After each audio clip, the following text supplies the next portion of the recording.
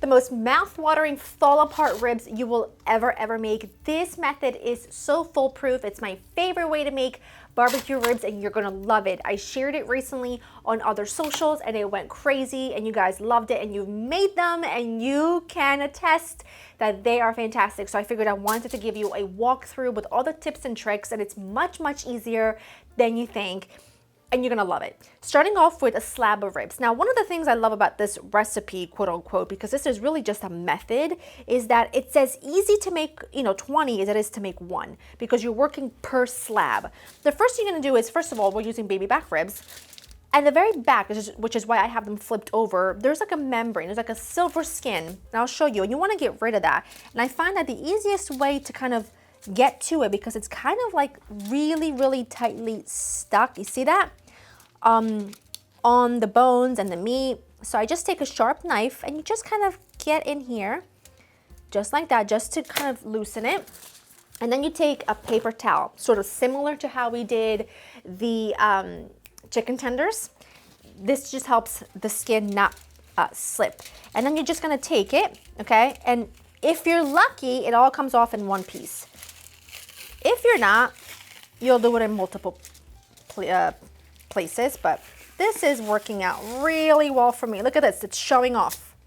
I'm also gonna get rid of this little bit of fat under here. It's nice to kind of trim it, and that just came off pretty much in one piece. There's a little teeny tiny bit up here.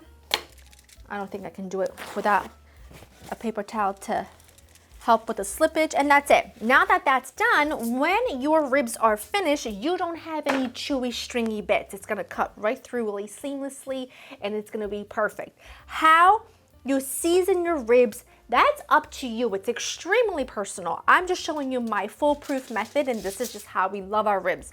I have my oven preheating to 325. You want to use a binder. I like to use yellow mustard. I feel like it's tangy, but it doesn't really compete with flavor, and it really helps your seasoning stick on. And I do the same thing on both sides. A couple tablespoons of yellow mustard per side. And then I take a pastry brush, and you want to just make sure to brush every side of this rib rack, just like that. Over here, if you have to add more mustard, please do. And now you're gonna go in with seasoning. And what seasoning you use, again, is extremely personal. Some people have very specific, Uncle Bill's barbecue rub recipe that's been in your family for years. Other people like to buy theirs. It doesn't really matter. Use your very favorite barbecue dry rub and it'll work. I'm just using this one today by Kingsford, and it works just fine. Don't you worry. This is the all-purpose bold and smoky, and I love this, and I want you to be generous. However, check your seasoning. If your seasoning is really salty, don't go as generous. If your seasoning is well balanced, you do you, boo. And I like to really cover it. I do a few tablespoons per side, and I don't so much worry about any that falls out, because I'm just gonna go ahead and do the same thing on both sides, and then that seasoning will eventually, come on, there we go, just stick to the ribs when I go to cover them. So I'm just gonna brush this, and I'm gonna do the same thing with the seasoning, generously cover the top. I'm gonna seal this up. Now this has to go into the oven for a couple of hours. This is what's gonna get your meat really tender. However, you can, since we're gonna be putting this on the grill later anyway, you can do this part directly on your grill.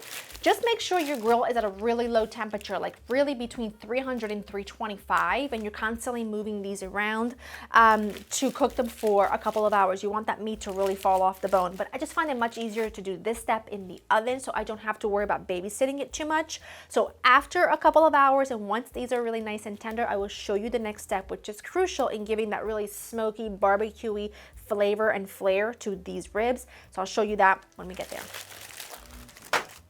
Ribs are done, and I'm gonna walk you through every single thing that I did. Once they came out of the oven, which took about 2 hours until they were really tender, what I did was I just set them aside for a few minutes while I preheated my grill and got working on my makeshift smoker's box. Now you can actually buy a smoker's box. It's like just a little teeny tiny metal box with holes on top that you put your wood chips for smoking, and then that way you get that like smoked flavor using your regular gas grill. But you can also make it, and I'm going to show you in this clip right here how I make mine.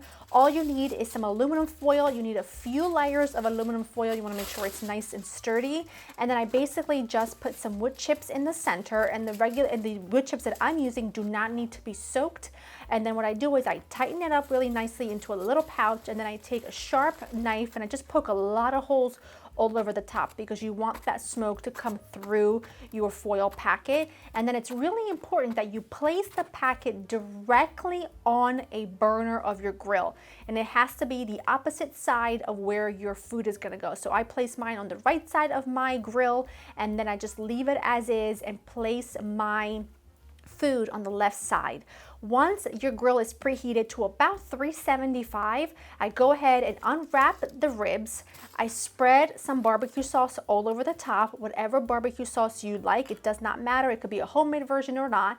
And then I carefully place the ribs onto the grill, and they will be on the grill for about 30 minutes exactly. And that's about how long your smokers, like little makeshift box, will last for before you have to refill it. It's about 30 minutes, and you get like the most delicious flavor. And then halfway through that 30-minute mark, around 15 minutes in, I like to put a little more barbecue sauce on top, let it finish cooking, and I never flip my ribs. My ribs sit on the bottom side the entire time so they don't tear, and they just end up perfect every single time.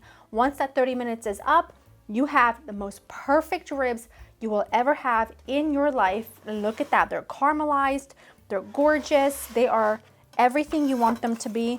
I have to be really careful, otherwise they will literally fall apart as I move them.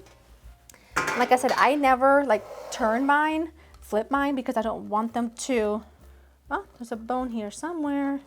I feel it. Let's see, ready? Oh, look at that. Look at that. They're sensational. They're literally the best ribs you'll ever have in your entire life.